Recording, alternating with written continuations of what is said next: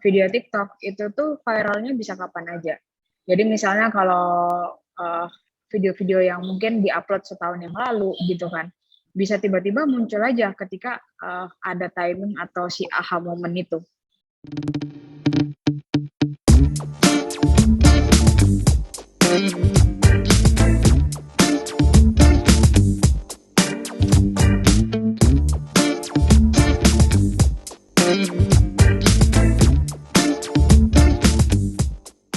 Ibu rumah tangga, tapi juga sebenarnya bisa ke anak kos yang biasanya pengen masak di rumah, tapi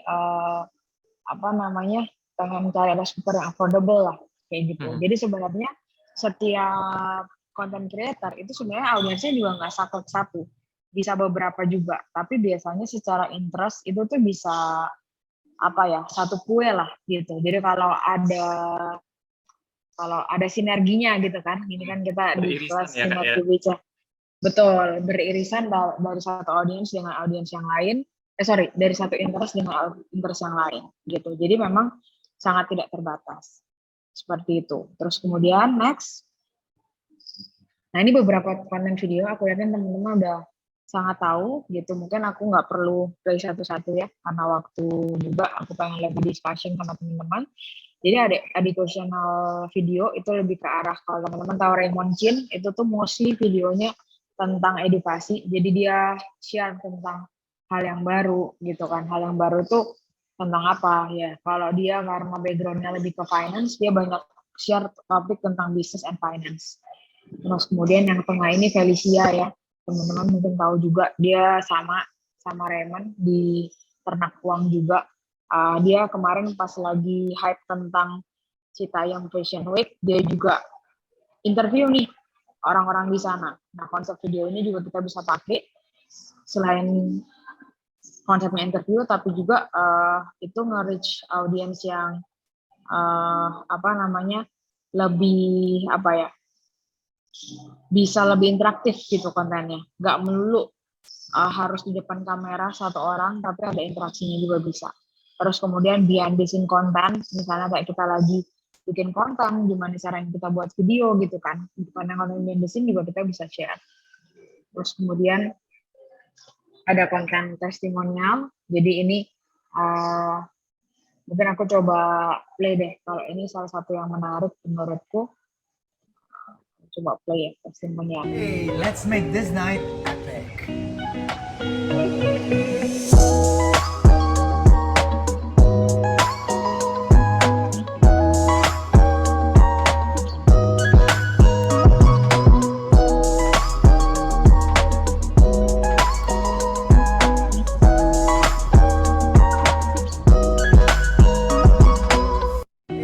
Let's make this night epic.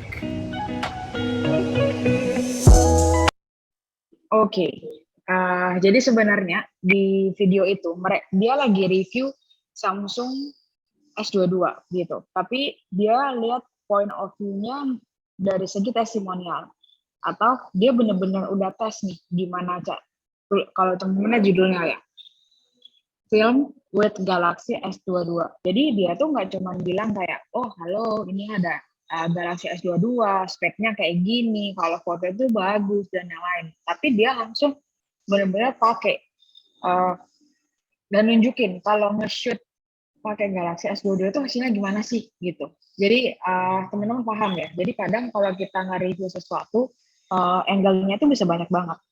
Dari tadi testimonial gitu kan, terus tadi kayak interview cukup banyak gitu. Terus yang berikutnya yang berhubungan sama aku bilang tadi, kalau TikTok itu mungkin fun and entertainment, sebenarnya di Instagram juga. Jadi misalnya kita bisa buat video lucu-lucu kayak gini ya. Coba aku play.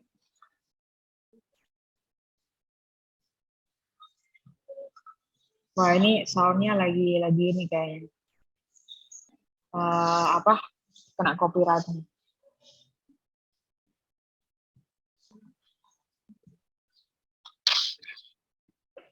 Gak apa-apa, ada teksnya, kita lihat dari teksnya ya. Tapi udah kebayang banget, karena konten-konten kayak gini pun sekarang banyak juga ya Kak ya. Banyak juga, betul. Konten yang lucu-lucuan tapi menghibur.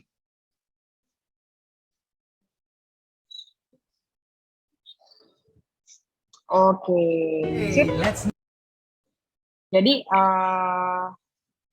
mungkin nanti sambil aku sambung sedikit berhubungan sama copyright sound. Jadi teman-teman content creator juga harus sangat berhati-hati dengan copyright sound. Jadi teman-teman bisa lebih aware untuk lagu-lagu yang dipilih sehingga apa namanya bisa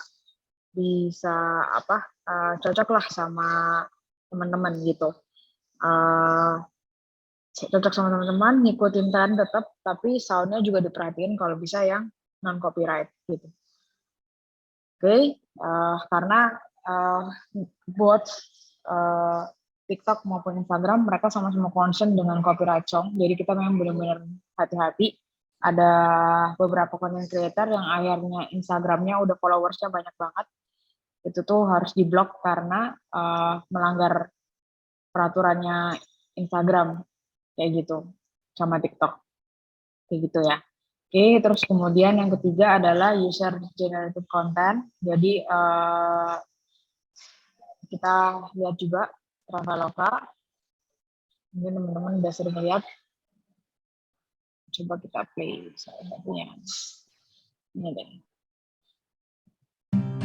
Jadi gini rasanya bangun tidur langsung disambut view Danau Toba. Asli sih, nginep di tengah alam dan ditemenin view kayak gini tuh relaxing banget. Apalagi dari sini kita bisa nikmatin view perbukitan dan cantiknya Danau Toba. Udah bisa nebak dong di mana? Iya, ini Bobok Cabin Signature Toba yang ada di kawasan The Caldera, Sumatera Utara. Di sini suasananya relaxing dan eksklusif banget loh. Perhatiin cabinnya deh, unik banget ya. Desainnya estetik dan minimalis. Mulai dari check-in sampai proses masuk ke cabin semuanya contactless dan cukup pakai smartphone aja. Jadi protokol kesehatannya dijamin aman. Nah, ini dia nih yang paling canggih, fitur Smart Window yang bisa diatur jadi blur dan transparan. Bisa atur lampu sesuai mood dan bisa kasih efek suara alam juga. By the way, ini tipe deluxe cabin, ukuran cabinnya minimalis, cocok buat sendiri atau yang mau honeymoon kayak kita. Fasilitas dan amenities-nya lengkap, terus udah ada kamar mandi dalam dengan water heater dan toiletries. Kalau malam bisa barbekyuan di depan cabin, terus nyalain api unggun bareng pasangan deh. Yuk ajakin teman hidup kamu ke sini dan book via aplikasi Traveloka sekarang. Jadi gini rasanya bangun tidur langsung disambut. Oke, jadi kalau teman-teman bisa cek IG-nya Traveloka, itu mereka hampir mostly 70% atau 80% ya, itu kontennya adalah user generated content. Jadi mereka, kalau teman-teman tahu istilahnya ini ya, saya coba buka tab-tabannya ya. Di sini misalnya si Alif.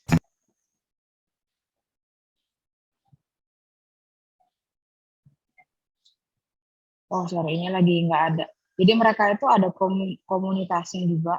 Jadi coba ini deh. Jadi mereka tuh kerja sama content creator untuk bikin ini apa namanya, masuk ke community-nya mereka. Nah ini Traveloka Travel Friends. Jadi dari Traveloka Travel Friends ini, jadi nanti dari Traveloka mereka kayak nge-repost dan bikin konten untuk Traveloka. Jadi Traveloka udah nggak perlu cari atau bikin konten atau minta orang untuk keliling, misalnya dia punya tim gitu, disuruh keliling Indonesia, nggak perlu gitu. Tapi dia bangun komunitas Traveloka Travel Friends ini, terus kemudian sama dia konten-kontennya di repost. Jadi user generated content. Gitu. Teman-teman pun walaupun sekarang mungkin berhubungan sama content creator, teman-teman bikin konten, ini teman-teman tetap bisa join ke apa namanya komunitas-komunitas seperti ini juga untuk mengembangkannya. Kalau teman-teman memang ada interest di traveling juga, jadi untuk memperkaya knowledge dan kolaborasi teman-teman seperti itu. Aku pengen nunjukin the power of TikTok nih. Dia ini sebenarnya musisi di Jakarta, teman-teman bisa lihat ya.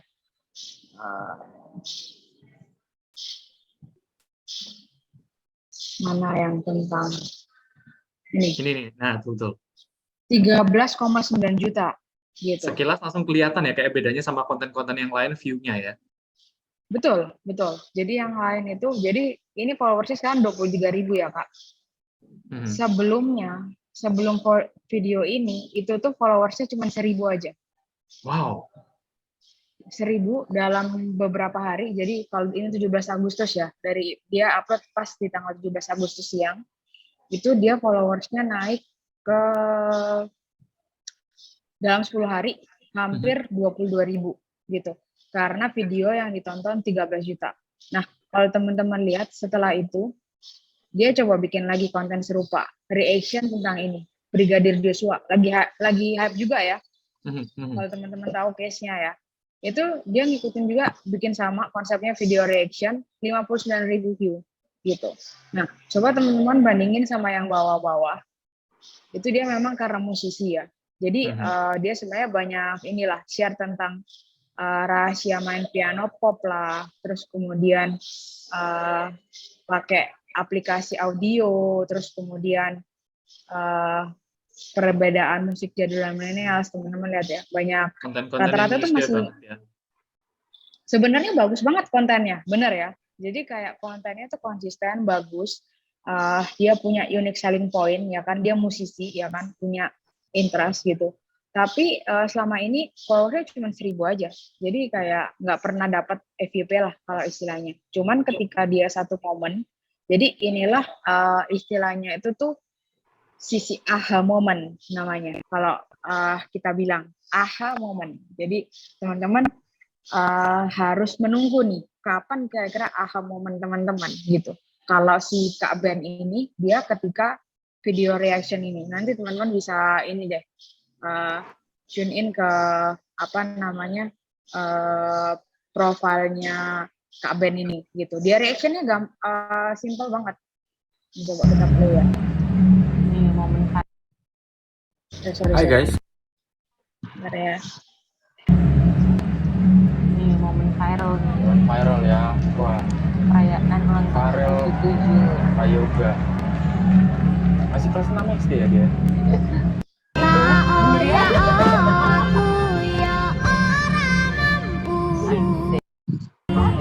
Keren banget kayaknya kerjaannya Pak ya. Ngobrol live ya Pak. Ya semua joget aja gitu karena kayak kita sekarang ya gitu. Asik banget Bu Sri Mulyani yang baru terpilih jadi menteri terbaik dunia. Asik. Beneran tuh? Iya, terpilih satu-satunya menteri yang terpilih menjadi menteri terbaik dunia. Tidak tadi aku bilang lihat ada Pak Anies. Ada. Tapi ya beliau cuma pakai jas, nggak pakai baju apa daerah. Putri Indonesia ini Putri Indonesia tahun berapa? 2000. Oke, nanti kalau kita nonton ini nanti keterusan pengen goyang. Oke, jadi pengen kasih contoh aja ke teman-teman. Kalau di TikTok itu memang adalah sound itu sangat-sangat penting. Terus ngikutin tren itu sangat-sangat penting juga. Itu bisa ningkatin viewersnya teman-teman, karena kalau di TikTok itu based on interest gitu. Terus kemudian setelah itu conversionnya itu bisa langsung ke followers, dan habis gitu video TikTok itu tuh viralnya bisa kapan aja. Jadi misalnya kalau video-video yang mungkin diupload setahun yang lalu gitu kan, bisa tiba-tiba muncul aja ketika ada timing atau si aha moment itu gitu. Jadi kalau tadi ada yang tanya gimana Kak soal sound, nah itu kita pasti harus tetap ngikutin tren-trennya. Terus kemudian ada pertanyaan tadi yang kedua, kalau nge-like dan juga follow akun lain itu mempengaruhi penambahan follower plus view kita sendiri nggak? Ya, sangat mempengaruhi juga, walaupun nggak secara signifikan. Tapi ketika kita juga sebagai content creator, terus misalnya beauty content creator nih, terus kita juga sering komen ke account beauty, itu sebenarnya secara luckily ya, atau misalnya ketika komen kita itu menarik, kan bisa di-pin ya, bisa di-pin kemudian muncul di atas. Nah, ketika itu orang-orang lain kan kemudian bisa lihat komen kita, kalau iseng dia bisa lihat profil kita, wah ternyata kalau kita ini juga content creator yang juga baru dan menarik, mereka juga bisa follow kita dan lihat view video kita. Jadi sebenarnya interaksi kita pun perlu banget. Jadi kita aktif untuk komen, tapi nggak annoying ya. Jadi maksudnya ya aktif memang ngikutin dan yang lain. Kalau teman-teman lihat juga kayak brand-brand besar ya, kayak Gojek, Grab, Tokopedia, Shopee, itu tuh mereka aktif banget nge-komen di akun content creator. Jadi untuk naikin awareness akunnya mereka juga. Kayak gitu. Jadi tiba-tiba misalnya kayak ada content creator, food blogger, terus nge-review tentang makanan, si Grab bisa komen nih di akun itu kayak, boleh nih di-grabin gitu, atau misalnya kayak, wah enak banget makanannya, just share tentang itu aja. Tapi kan orang lagi jadi aware tentang akun Grab kayak gitu, paham ya? Jadi brand sebesar Grab dan Tokopedia aja yang udah international brand, mereka masih ngelakuin itu. Jadi menurutku kita pun sebagai content creator nggak apa-apa turut aktif untuk karena gini, kalau di sosial media itu tuh kayak nggak ada strata sosialnya gitu loh. Maksudnya siapapun dia followersnya banyak atau sedikit, kalau memang mereka punya insightful gitu kan.